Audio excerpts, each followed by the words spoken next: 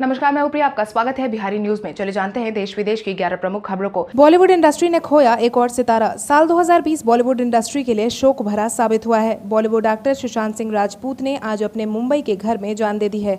हालांकि अभी तक सुशांत सिंह राजपूत के इस कदम के किसी ठोस वजह का पता नहीं चल पाया है। आपको बता दें, सुशांत सिंह राजपूत बॉलीवुड के बेहद ही लोकप्रिय एक्टर थे। उन्होंने अपने करियर की शुरुआत टीवी से की थी, जहाँ पर उन्होंने पवित्र रिश्ता में काम करके अपने करियर की शुरुआत की थी। जिसके बाद सुशांत सिंह राजपूत ने MS धोनी, काई पो चे, शुद्ध देसी रोमांस जैसी तमाम फिल्मों में भी काम किया था। हालांकि सुशांत के इस कदम से पूरा बॉलीवुड इंडस्ट्री फिलहाल हैरान चल रहा है। पतंजलि ने कोविड-19 के आयुर्वेदिक इलाज को खोजने का किया दावा। पतंजलि के CEO आचार्य बालकृष्ण ने बीते दिन यह दावा किया है कि कोविड-19 का संक्रमण जितनी तेजी से फैल रहा था, उतनी ही तेजी से आयुर्वेद इसके इलाज को ढूंढने में लगा हुआ था। और यही कारण है कि कंपनी की ओर से काम कर रहे वैज्ञानिकों की एक टीम ने बीते दिन रात मेहनत करके ऐसे कंपाउंड को खोज निकाला है जो कोविड-19 से मुकाबला करने में सक्षम है। आपको बता दें, आयुर्वेदिक तौर पर तैयार किए गए यह औषधि इलाज का पहला ट्रायल पूरा हो चुका है, जिसमें दवा का 100% रिजल्ट आया है। उन्होंने यह भी दावा किया है कि सैकड़ों मरीज इसको लेने के बाद ठीक हो गए हैं और अगले 3 से 4 दिन में इसके बारे में डेटा का पूरा विवरण दुनिया के सामने रख दिया जाएगा। इसके साथ ही उन्होंने बताया है कि जब से कोविड-19 फैलना शुरू हुआ था, तब से ही हमारे वैज्ञानिकों की टीम और अध्ययन के लिए लगा दिया गया था। हमारे वैज्ञानिकों ने दिन रात मेहनत करके कोविड-19 की चपेट में आए लोगों को ठीक करने के लिए जड़ी बूटियों की पहचान करने लगे, जिसके तहत आचार्य बालकृष्ण के दावे के अनुसार गिलोय, अश्वगंधा, तुलसी युक्त इलाज कोविड-19 के फैलते संक्रमण को रोकने में बेहद ही कारगर साबित हुआ है। बिहार की रिकवरी रेट का 50% होने का किया गया दावा। भारत में बंद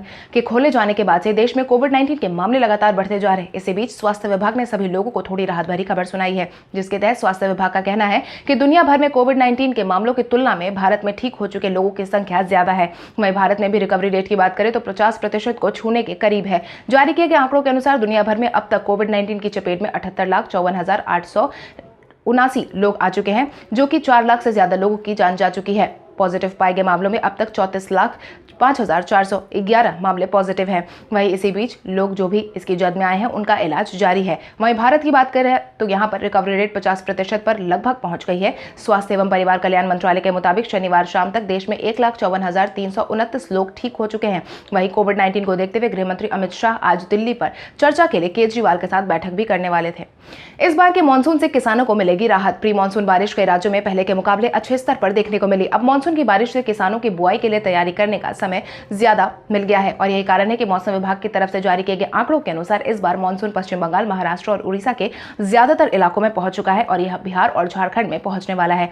वहीं बिहार के पूर्वी क्षेत्र में प्री मानसून बारिश देखने को भी मिली है और जल्द ही पूरे बिहार में इसका असर भी देखने को मिल जाएगा। मौसम विभाग की माने तो अगले 24 घंटे में जिन राज्यों में बारिश होने वाली है, राज्यों के किसानों को काफी ज्यादा फायदा मिलने वाला है, जिसकी वजह से धान समेत खरीफ फसल की बुआई के लिए किसान को ज्यादा इंतजार नहीं करना पड़ेगा। प्री मानसून में अच्छी बारिश होने के कारण खेत पहले से ही तैयार थे। अब मानसून की बारिश सही समय पर होने से किसानों की बुआई में काफी मदद मिलेगी। वहीं इस बार बिहार, झारखंड के किसान बारिश को लेकर काफी ज्यादा प्रसन्न नजर आ रहे हैं। किसानों का कहना है कि अगर समय पर बुआई होती है तो पैदावार भी ज्यादा होने की उम्मीद बढ़ जाती है। प्रधानमंत्री नरेंद्र मोदी के आर्थिक सलाहकार ने आत्मनिर्भर राहत पैकेज पर उठाया सवाल। कोविड-19 के माहौल के बीच अर्थव्यवस्था को पटरी पर लाने के लिए प्रधानमंत्री नरेंद्र मोदी ने कुछ दिनों पहले 20 लाख करोड़ रुपए के आत्मनिर्भर पैकेज की घोषणा की थी, जिसके बाद इस पैकेज को लेकर वित्त मंत्री निर्मला सीतारमण ने कई सारे चरणों में पूरी जानकारी भी दी थी। हालांकि सरकार के राहत पैकेज पर शुरू से ही विपक्षी दलों की आलोचना सुनने में मिलती थी। वहीं प्रधानमंत्री के आर्थिक सलाहकार परिषद की सदस्य आशिमा गोयल ने भी राहत पैकेज पर सवाल उठाया है, जिसके तहत उन्होंने PHED chamber of commerce and industries की एक वर्चुअल को संबोधित करते के दौरान कहा है कि आर्थिक पैकेज अपने आप में हर तरह से पूर्ण नहीं है। पैकेज में खामियां दूर करने और इसे बेहतर बनाने की गुंजाइश है। उन्होंने आगे कहा कि ज्यादातर यही देखने को मिल रहा है कि द्विपक्षीय क्षेत्र से जुड़े हुए हैं और अर्थव्यवस्था को प्रोत्साहित करने के लिए मांग और सप्लाई का तालमेल बहुत जरूरी है, इसलिए इस आर्थिक पैकेज में सुधार संभव है। किसान के बेटे से लेकर टैक्सी ड्राइवर के बेटे तक ने लिया देश सेवा का संकल्प। बीते दिन भारतीय सैन्य अकेडमी में पासिंग आउट परेड का आयोजन करवाया गया था, जहां पर देहरादून के नवनियुक्त अधिकारी सार्थक धवन के लिए यह एक सपने जैसा था। देहरादून के रहने वाले सार्थक धवन ने बीते दिन पासिंग आउट परेड में हिस्सा लिया था। धवन के पिता 30 साल से अधिक समय से स्कूली छात्रों का ऑटो रिक्शा चलाते हैं। उन्होंने कहा कि मैंने अपने माता पिता को हर चीज के लिए संघर्ष करते देखा है और मैं हमेशा उन्हें गर्व महसूस कराना चाहता था। आपको बता दें, धवन ने पहले नेशनल डिफेंस अकेडमी में अपनी ट्रेनिंग पूरी की थी। वहीं दूसरी तरफ पंजाब के एक किसान के बेटे आकाशदीप ढिल्लन ने भी भारतीय सैन्य अकेडमी की पासिंग आउट परेड के बाद देश की सेवा का संकल्प लिया है। आकाशदीप को जानी मानी पैराशूट रेजिमेंट इंक्रीमेंट मिली है। आकाशदीप ने कहा है कि जब मैंने कपूरथला में सैनिक स्कूल में दाखिला लिया था तब मैंने सेना में भर्ती होने का सपना देखा था और आखिरकार वह साकार हो गया है। मुकेश अंबानी कंटेंट के जरिए नेटफ्लिक्स में एंट्री की कर रहे हैं तैयारी। मुकेश अंबानी वर्तमान समय में एशिया के सबसे सफल बिजनेसमैन हैं, क्योंकि उनके अंदर भविष्य की संभावनाओं को बखूबी समझने और उसी हिसाब से बिजनेस के अंदाज को बदल देने की क्षमता है, जिसका प्रमाण हाल ही में भारत में डिजिटल रुख में किए गए बदलाव में देखने को मिला है। जियो प्लेटफॉर्म के माध्यम से अनिल अंबानी ने भारत में डिजिटल प्रोग्राम को पूरी तरीके से बदल दिया है। वहीं अगर हम खबरों की माने तो जल्द ही Anil Ambani OTT service Netflix के साथ साझेदारी करने में जुट गए हैं। एक मीडिया हाउस की रिपोर्ट के अनुसार पार्टनरशिप के तहत नेटवर्क एयरटेल नेटफ्लिक्स के लिए प्रोग्राम और शो के प्रोड्यूसर करेगी और फिर उसके बाद पूरे देश में अपने विस्तार करेगी। खबरों की माने तो यह डील के तहत रिलायंस नेटफ्लिक्स के लिए 10 शो प्रोड्यूस कर सकती है। फिलहाल बातचीत शुरुआती चरण में है, इस बात की कोई आधिकारिक घोषणा नहीं की गई है। आपको बता दें नेटफ्लिक्स की सीधी बातचीत वायाकॉम 18 से हो रही है, जो नेटवर्क 18 के टीम के साथ ज्वाइंट वेंचर में है। वायाकॉम 18 रिलायंस जियो की सब्सिडरी कंपनी है। रामविलास पासवान ने मोदी सरकार द्वारा गरीबों की मेहनत की कमाई को सुरक्षित किए जाने का किया दावा। उक्त दावा केंद्रीय मंत्री रामविलास पासवान ने किया था, जिसके तहत उन्होंने कहा कि मोदी सरकार ने अपने दूसरे कार्यकाल में गरीबों और छोटे निवेशकों की मेहनत की कमाई को सुरक्षित किया है, क्योंकि प्रधानमंत्री नरेंद्र मोदी ने चिटफंड कानून में संशोधन किया और कानून बनाकर और नियमित जमा योजनाओं पर प्रतिबंध लगाया। इससे गरीब और छोटे निवेशकों की मेहनत की कमाई पूर्ण सुरक्षा हेतु उनके पास ही रह गई। आपकी जानकारी के लिए आपको बता दें, चिटफंड कानून से छोटे कारोबारियों और गरीब लोगों के लिए निवेश का स्रोत माना गया है। कुछ पक्षकारों ने इसके लिए थोड़े समय पहले चिंता जताई थी, लेकिन उसके बाद सरकार ने एक परामर्श समूह बनाया था। वही चिटफंड 1982 के मुताबिक कोई भी शख्स या लोग समूह में एक साथ समझौता कर सकते हैं।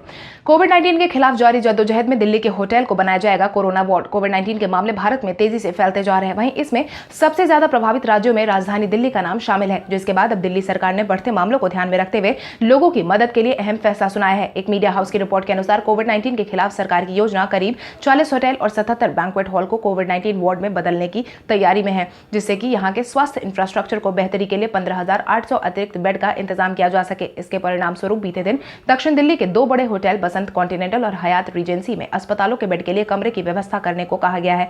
आपको बता दें, राजधानी दिल्ली में कोविड-19 के मामले लगातार बढ़ते जा रहे हैं। शनिवार को दिल्ली में 2134 मामले सामने आए थे, जिसके बाद 22,742 मामले अभी भी पॉजिटिव है। हालांकि दिल्ली में इस वक्त कोविड-19 मरीजों के लिए प्राइवेट और सरकारी अस्पतालों में 9,698 बेड की कैपेसिटी ही मौजूद है, जिसको देखते हुए सरकार ने उक्त फैसला लिया है।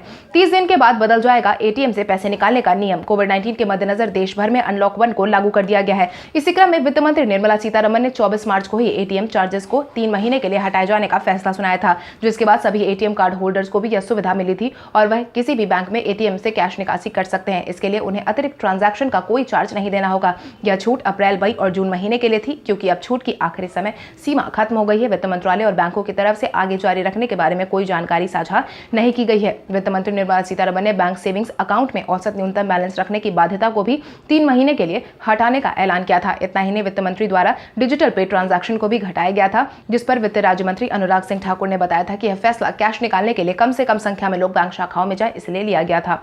देश के कई हिस्सों में आज देखने को मिल सकती है झमाझम बारिश। मौसम विभाग की तरफ से जारी किए गए पूर्वानुमान के अनुसार पश्चिमी विक्षोभ के कारण आज बारिश का अनुमान जताया गया है, जिसके परिणाम स्वरूप दिल्ली NCR में बारिश हो सकती है। इसके अलावा पंजाब हरियाणा के कुछ हिस्सों में भी हल्की बारिश पड़ने का अनुमान लगाया गया है। इतना ही नहीं, उत्तर प्रदेश में भी बारिश होने के संकेत दे दिए गए हैं। वहीं मौसम विभाग की तरफ से जारी किए गए आंकड़ों के अनुसार तेलंगाना, कर्नाटक, गोवा क्षेत्र में आज काफी तेज बारिश होने की संभावना जताई गई है। इन राज्यों के लिए मौसम विभाग ने भारी बारिश की संभावना जताते हुए अपना पूर्वानुमान जारी कर दिया है, जबकि राजस्थान और इससे सटे इलाकों में आने वाले 2-3 दिनों तक बारिश का कोई आसार नहीं होने की बात कही गई है। हीरा फैक्ट्री के 23 वर्कर मिले कोविड-19 पॉजिटिव। सूरत के हीरा फैक्ट्री के मजदूर कोविड-19 पॉजिटिव पाए गए हैं। खबरों की माने तो पॉजिटिव पाए जाने वाले मजदूरों की संख्या 23 बताई गई, जिसके बाद प्रशासन ने सभी फैक्ट्रियों को बंद कर दिया है। वहीं प्रशासन ने इन फैक्ट्रियों में काम करने वाले स्टाफ को 14 दिनों के लिए क्वारंटाइन पर भी भेज दिया है। खबरों की माने तो सूरत म्यूनिसिपल कॉर्पोरेशन ने इस बाबत कहा है कि कतार ग्राम में स्थित इन हीरो की फैक्ट्रियों में कुछ फ्लोर और यूनिट को बंद कर दिया गया है, ताकि कोविड-19 को रोका जा सके।